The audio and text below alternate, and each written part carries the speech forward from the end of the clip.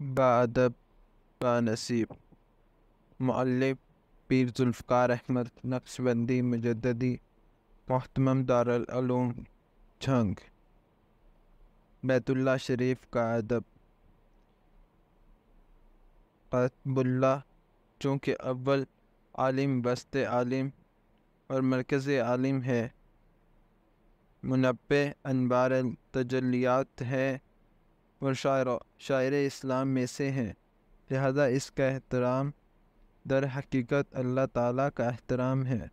بیت اللہ شریف میں معصیت کا ارتکاب عام جگہوں کی نسبت بہت سنگین ہے۔ ارشاد باری تعالیٰ ہے۔ تفسیر ابن کثیر کے مطابق اس آیت میں الحاد سے مراد کبیرہ گناہ ہے۔ حضرت عبداللہ بن عمر رضی اللہ تعالیٰ عنہ جب حج کے لیے تشریف لے جاتے تو وہ خیمے لگاتے، ایک حرم کے اندر اور دوسرا حرم سے باہر۔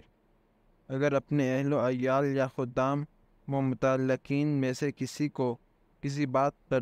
سرزنش کرنا چاہتے تو بیرون حرم والے خیمے میں کرتے۔ لوگوں نے دو خیمے کی مصلحت دریافت کی تو فرمایا، انسان عتاب و ناراضگی کے وقت کلا واللہ واللہ کے الفاظ بولتا ہے تو یہ الحاد فی الحرم میں داخل ہیں۔ حضرت عبداللہ بن مسعود رضی اللہ تعالیٰ عنہ فرماتے ہیں کہ حرم کے علاوہ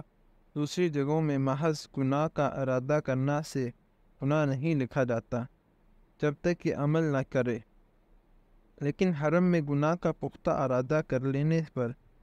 بھی گناہ لکھا جاتا ہے۔ بیت اللہ شریف کی بے ادبی کی مختلف صورتیں ہیں۔ حدود حرم میں لڑنا جھگڑنا یا گالی گلوچ کرنا، حدود حرم میں زنا کرنا یا بری نیت سے غیر محرم کو دیکھنا، لہسن پیاز وغیرہ بدبو دار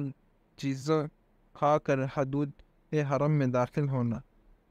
تمباکو یا سگریٹ وغیرہ پینے کے بعد کنلی کیے بغیر حرم محترم میں داخل ہونا، پسینے کی بدبو والے کپڑے پہن کر حرم محترم میں داخل ہونا، اگر کسی خوش نصیب کو کعبۃ اللہ کی اندر داخل ہونا نصیب ہو تو اس کے لیے چھت کی طرف دیکھنا بے ادبی ہے۔ بغیر کسی عذر اور وجہ کے بیت اللہ شریف کی چھت پر چڑھنا، حرم محترم کی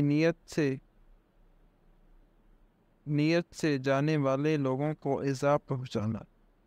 دنیاوی اغراض لے کر مکہ مکرمہ جانا اور حرم محترم کی زیارت نہ کرنا، پیشاب پخانے کرتے وقت بیت اللہ شریف کی طرف منہ کرنا، اگر کوئی عورت چھوٹے بچے کو پیشاب کرواتے وقت قبلہ رخ کرے گی تو اس بے ادبی کا وبال اس عورت پر ہوگا۔ بیت اللہ شریف کی طرف منہ کر کے تھوکنا، بیت اللہ شریف کی طرف پاؤں پھیلا کر بیٹھنا یا لیٹنا، طواف کے دوران بیت اللہ شریف کی طرف بلا وجہ دیکھنا،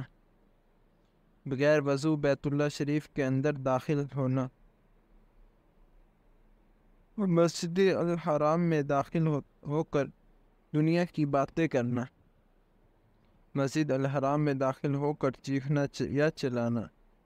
مسجد الحرام میں بیٹھ کر ریح خارج کرنا،